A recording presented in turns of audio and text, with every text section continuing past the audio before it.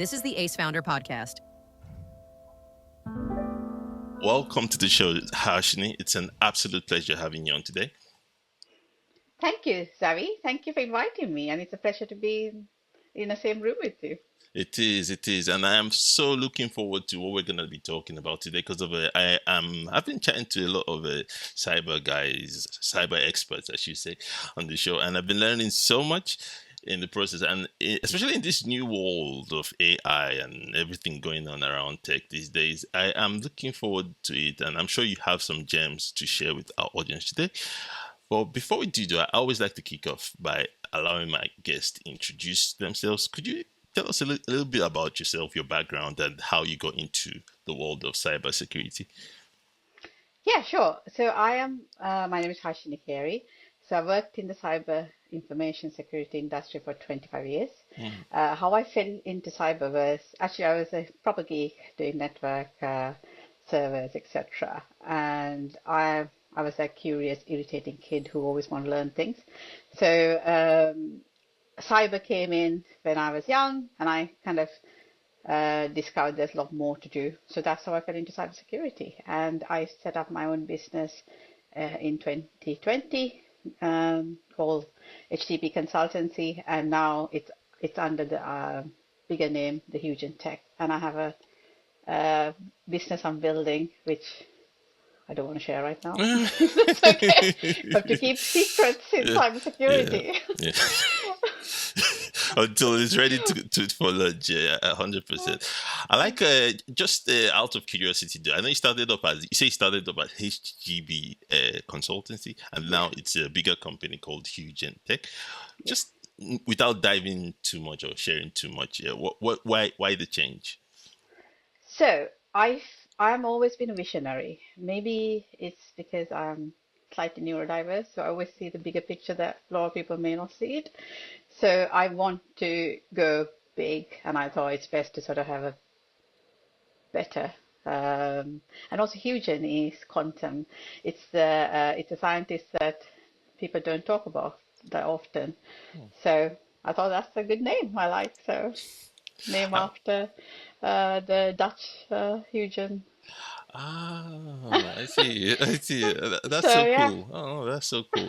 I'm sure there's a really interesting story behind that, like moving into. So I'm guessing this is going to be like some kind of a holding company where everything you do falls under it. Brilliant. Looking forward to that. And if you want to share more when things launch, you're happy to come back and share more on that as well. I'd love to dive deeper into that. I am curious though. You touched a little bit about this, but was there anything in particular that made you decide, you're gonna go into the world of cybersecurity?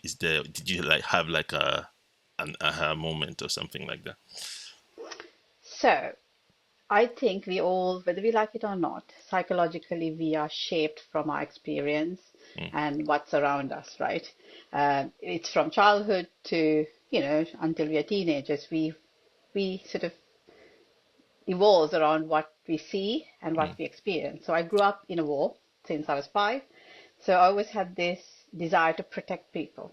And cyber felt like a natural way of protecting people and making sure they're safe. That is so true, and that aligns perfectly with what you do. So that makes a lot of sense. And I'm sure in your time, in your career, you've seen the industry evolve. Would you say it's gotten easier protecting people, or what are your thoughts around that? So there's two ways. It's somewhat easier and somewhat not, because the world is now interconnected, right? So the technology is changing every day, and AI is coming to place where it has become a part and parcel of our life. I mean, I don't know anybody who doesn't use ChatGPT, right? Even my 70-year-old mom uses it, right? So it's like everybody uses it. And how do we make people aware and educate them than just stop? We can't stop people, right? So, and then it plays a very important part in cybersecurity because 13-year-old hackers are learning how to hack in, right? So there's two sides to it. But I think the education system has to sort of take this into account and educate the children from primary. Makes sense. And it's funny you should say that. It's funny how ChatGPT has become such a Yeah. mainstream thing now. Like AI, like what? This is just 2 years, maybe 3 years in the mainstream, and right now it's pretty much where everybody's at now. AI is Yeah. in literally everything. So I'm sure that introduces new challenges for you guys in the cyberspace and for businesses that have to deal with this. And I was watching this particular scam thingy on YouTube Yeah. where it was pretty much an AI that called him pretending to be the customer service of a company. It sounded very human, sounded very, very human. And he was trying to teach us this is what's going on. And he asked the thing one question. I forgot the question he asked him. And the thing just, from sounding human, just started repeating stuff and that was very scary because it would be difficult to tell that was a mission. But yeah, it's where we are now. And, businesses need to watch out for that. It is not Yeah. just businesses, right? It's Yeah. everybody has to be educated. So deep fake, right? So you and Yeah. I mean, come on, we all on social media, and anybody could create a deep fake. Yeah.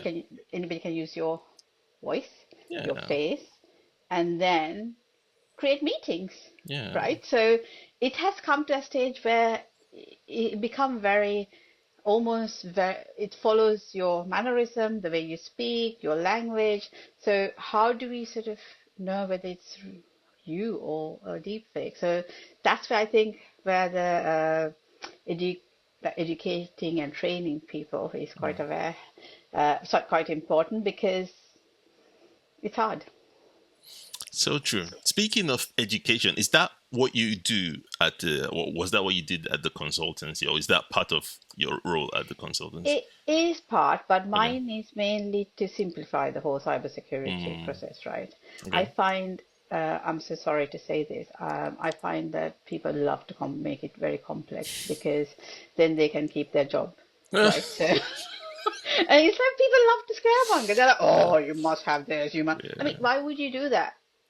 It's let's make everybody's life easier because we have enough things to worry about, right? There's geopolitical unrest, there's so many things that we worry about. We don't need the extra stress, right? So let's make it simpler and easier. So what I do is because I unfortunately, even though I look very young, I've worked in the industry for 25 years. So I try to learn from everything that I've seen from FTSE, bigger companies all over the world. I've traveled to US, Asia, Middle East for work. So each company and each client has taught me things that I want to give it back and simplify Mm. the process. So that's what my main drive is. Does that make And sense, or did I it, speak like it, one of those consulting people? no, you made a lot of sense. Okay. I was chuckling because of your spot on. Like, sometimes you got to extend that contract, and then make Yeah. make people feel like they need you and stuff like that. So I guess that's something every industry has to deal with. But yeah, spot on. Especially with AI. AI is very new, so there's gonna be a lot of people that will come in with jargon and stuff like that. And so for somebody like you that can simplify that for people that use it, I think that's a very good skill or a good Yeah. space I to mean, be in. Yeah. so AI has, I'm not against AI. Okay. I'm in the middle, neither Okay. pro. So I Okay. think AI has made my life personally a lot easier Okay. because there are lots of things I do not like admin, and it helps me to sort of streamline the whole admin processes and things like that.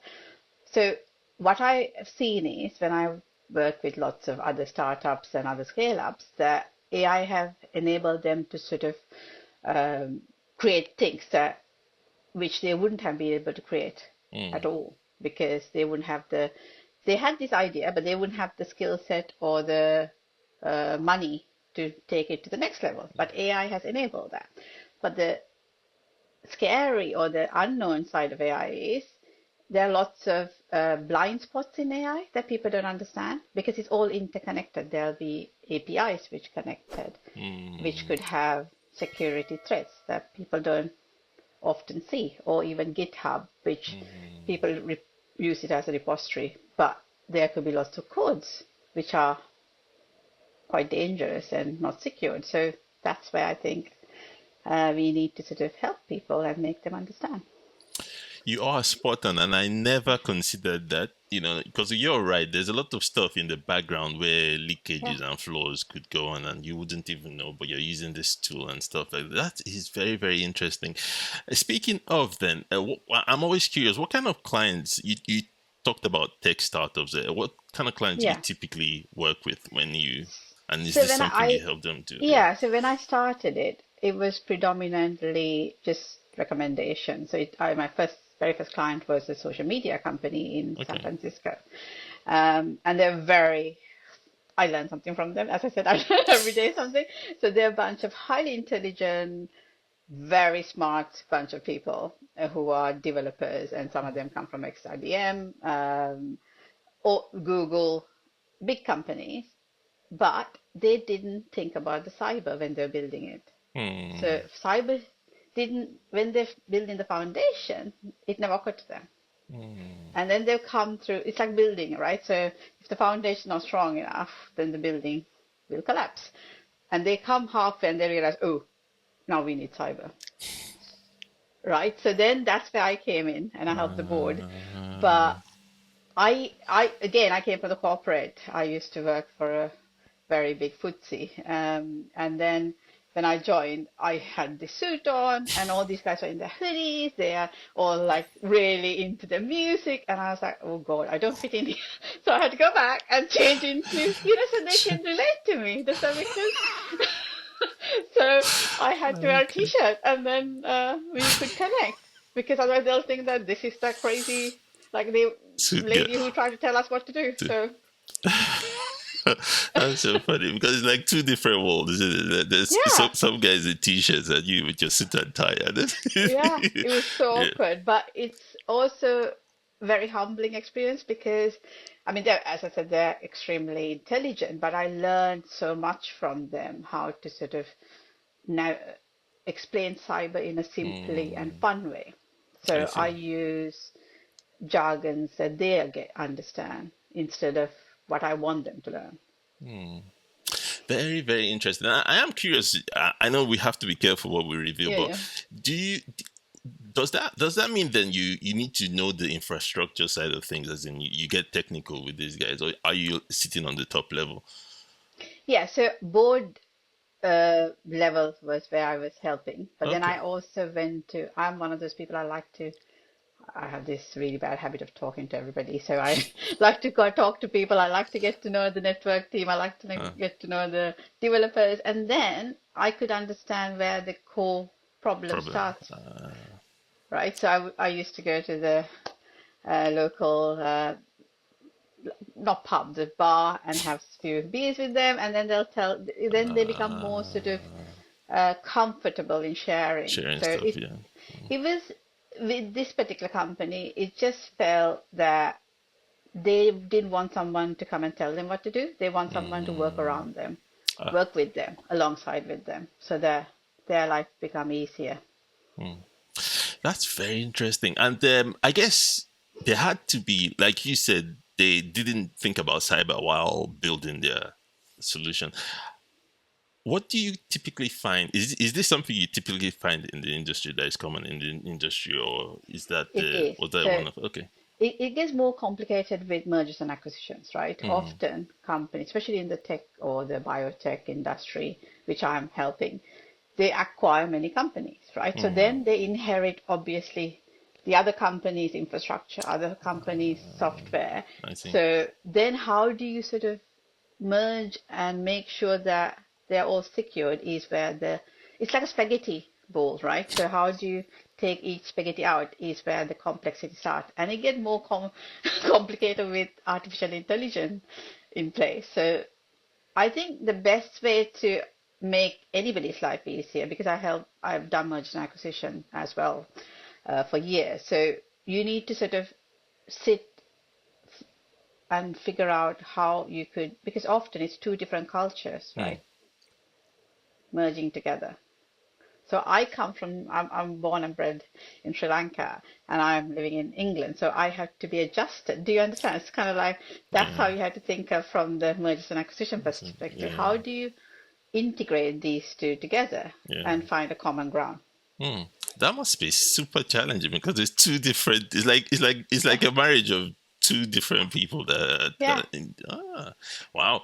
I'm sure So you've got your processes and your yeah, methodologies that you use I to do do. this. Yeah, yeah. And it's like, any culture loves food, right? Food is kind of the common factor when people connect, right? Yeah, Food. yeah. So it's similar to that. So if you Uh, have a mergers and acquisition, you have to figure out what's the common factor that. So uh, often the common factor is they all want the same thing, the mm, company to succeed, mm, right? mm, And make it big. But how do they work with it? If obviously they mm, have different skill sets, so you need to sit together and figure out which individuals can complement each other and which mm. technologies have already been in place and which needs to be removed. It's a quite a long process, but if we work together and understand each other and respect each other, I think this can be done. Very, very interesting.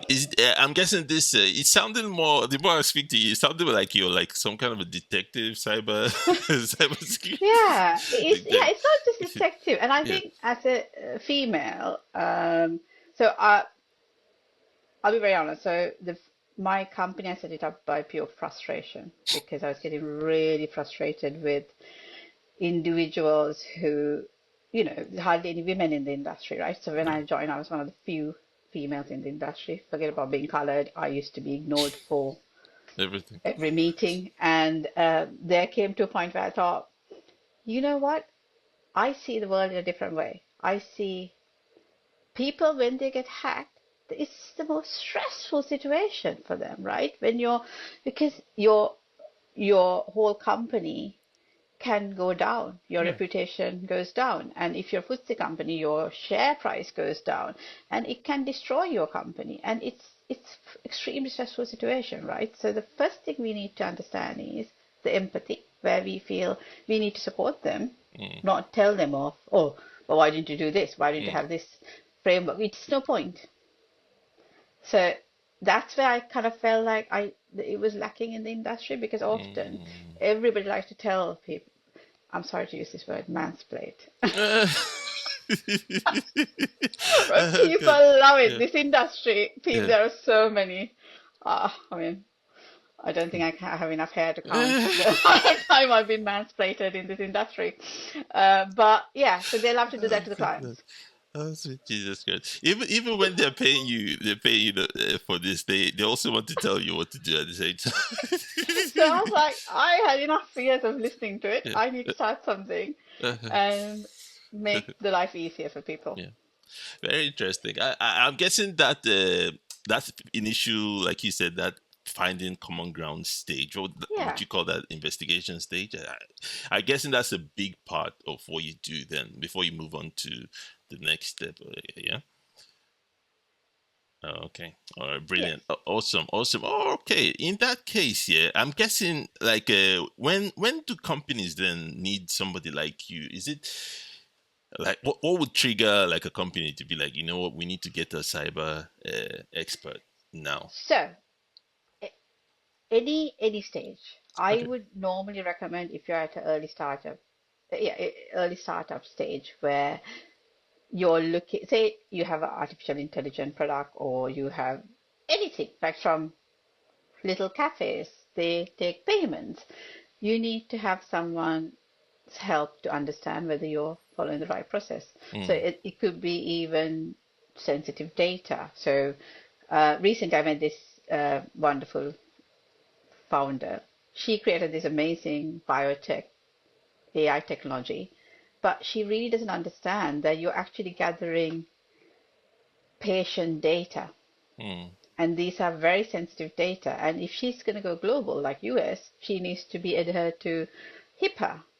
So if you're mm, not adhered to all these GDPR, HIPAA, then your yeah. product's not going to go anywhere. So, but these are basics that they probably may not be aware of. So it's always best to have a coffee and a chat. So I am very much driven to be reasonable and not charge people crazy amount of money and scaremonger them because I feel if other people are doing it. I don't want to be them. I want to make people's life easier. So recently, like last month, I helped this lady. All the companies have said to her, it's going to be £4,000. It's just cyber essentials. So I was like, you don't need that much money to spend. And I helped her. She had no idea about asset directories. She had no idea about setting up policies and things like that. It's just basics. And you need to guide them so that they can work on what's important for them, their product. Very interesting. I like that. I like that. I guess that empathy is a big part of your brand, and you're applying it to Yeah, stuff like this. I like really really like. understanding. Yeah. So I work with companies similar to Big Four, Yeah. where they charge a lot of money from clients, but majority of work is done by analysts, the lower level, and the top level just come at the last minute and do the Q&A, right? Sorry, not Q&A, sorry, quantity assurance, and make sure the reports are done nicely, and charge a lot of money. But there's no actual real depth of value they're giving back. That's why I felt frustrated. I felt sort of there is no,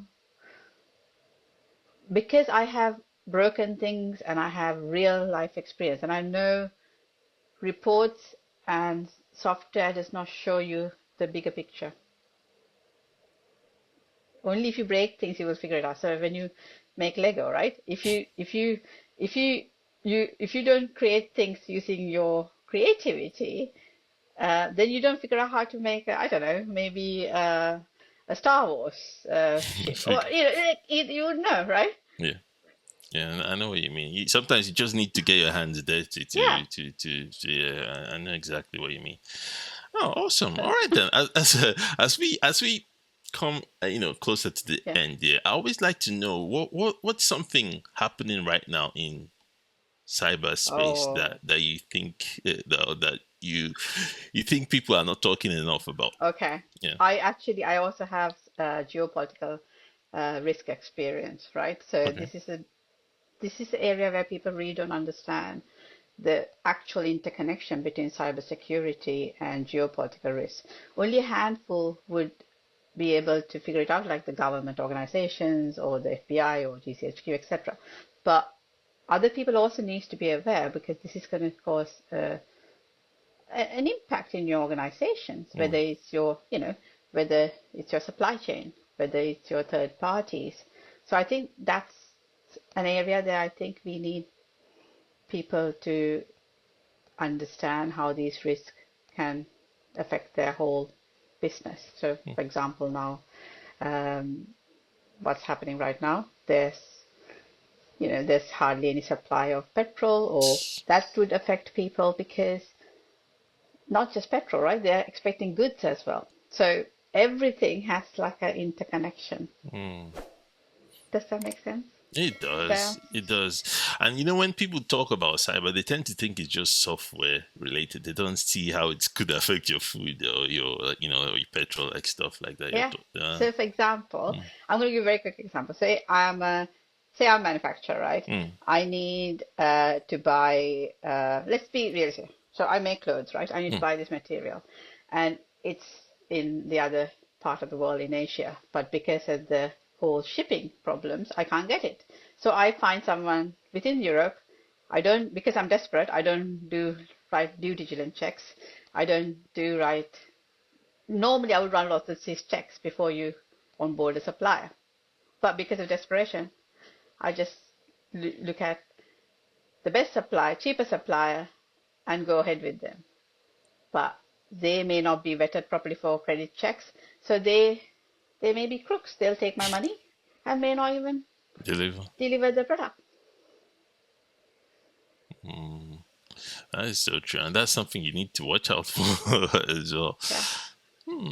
Very, very interesting. Okay, and in terms of the industry now, where you see this industry heading, or what the landscape, where do you see this going? Like in 5 years from now, what do you think is going to be different from where we're currently So at? in 5 years, our whole life's going to change, right? We are so fixated about AI, we don't think about quantum. Quantum. right? Oh, okay. We Okay. have not. That's hence the reason for Yeah. my company name. People often don't think about it. They think, I mean, AI was always there, Yeah. artificial intelligence, but not to this scale, and it just came without us even realizing, right? So quantum's going to be the game changer, Hmm. and we need to be ready. I think that's gonna make your job even but 100 times more difficult as well. Because I've been looking into the quantum thing, and I'm hearing I don't know the number, but I'm hearing it can crack like current encryption thingy way in seconds or in in a short time, something that would have taken hundreds of years to crack is now cracking it in less than a minute or Yeah. something like that. Oh, wow. How do you prepare for something like that, though? So the easiest way I can explain quantum is, Yeah, I mean, I don't have a coin. I wish I had a coin, but I don't. So think of a coin. Like imagine this is head, right? yeah, And this is tail, right? yeah. So our normal computers are all the processors we have binary, zeros and one, right? Quantum have, so we call it bits, right? But quantum have thing called qubits. So no, say if this zero, sorry, this is zero and this is one, right? One. But Okay. quantum, it keeps flipping, right? So it's like almost the only way I can explain it's like a non-binary. Mm, So it can flip very quickly. mm. Does that make sense? Yeah, it does. It does. So you're no longer dealing with just yes and no. Now you're No. dealing. Geez. Oh wow. So hopefully the world is preparing for that in a way. Like there are some people that Yeah. yeah okay I because hope so. I mean, yeah I don't think I'm a quantum expert to yeah talk about. I'm learning quantum computing at the okay moment because I want to learn things and be relevant. okay But I'm sure the expert will be able to give you a bit more about detail. Brilliant. quantum than me. Yeah, we're gonna have to bring a quantum expert to help some of our audience Yeah. prepare for that. Actually, that would be really awesome. Ashini, this has been a wonderful, wonderful chat. I've totally enjoyed myself chatting to you. I've learned Thank so you. much about what you do and the industry. And as we wrap up, I always like to ask for one final tip that you feel every Sure. startup that you could leave a startup regarding cyber. What's one thing that you think they should know? So one thing I would say for any startup is don't think cyber is scary Mm, or don't think it's something you need in 5 years' time or after you actually have lots of clients. You need to think from day one. mm. I actually love that because of it. For me, it's quite shocking that there's companies that build stuff without considering Yeah. hacking and stuff like that. So I think that's something they should integrate in there, like you said at the beginning stage. So would that mean like speaking to somebody like you, like hiring Yeah. someone like you? Yeah. Okay, I okay, mean, you don't necessarily need to hire someone. You can yeah, have a honest conversation, and there's lots of ways because often it's very conventional way they think, oh my God, we need to pay these people lots of money. No, mm, you can hire people called fractional. So it's mm, pay as you go. So whatever mm. the service you provide for a few hours or maybe based on whatever your budget, people can work around it. Makes life easy for everybody. Yeah, I'm a big fan of fractional stuff. Like, yeah, you could afford stuff you probably wouldn't have been able to before. So yeah, yeah, big fan of that. Is that something you offer as a I do. service as well? Okay, I do. awesome. Speaking of which, then tell us a little bit more. Then, if any of our viewers would like to get in touch Mhm. with you or work with you, what's the best way for them to do that? They can DM me on HC at htpconsultancy.com Okay, or send me a LinkedIn message. I'm on LinkedIn, Harshini Carey. Yeah, I mean that's probably the best way to connect with me. brilliant. And we're gonna leave all of that in the links, and it's gonna be under this Thank you. video as well. Yeah. Or Cyber Girl in Yeah. TikTok. Cyber. I like. Oh, you're on TikTok, yeah. Oh, that's really Yeah, good. I mean, I'm Yeah. not, I mean, I only started doing because my teenager said I should be a bit relevant, but I think I'm quite terrible at it. But What I'm kind of? learning. I'm learning.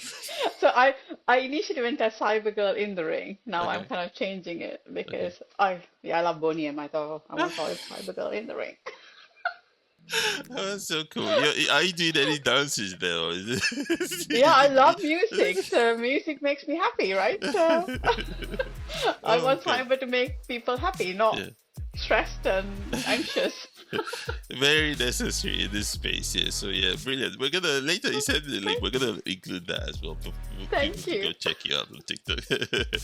Brilliant. Actually, this has been a wonderful chat. Thank you so much for coming. Same. I truly appreciate it. Thank you very much and have a wonderful weekend. I really enjoyed it.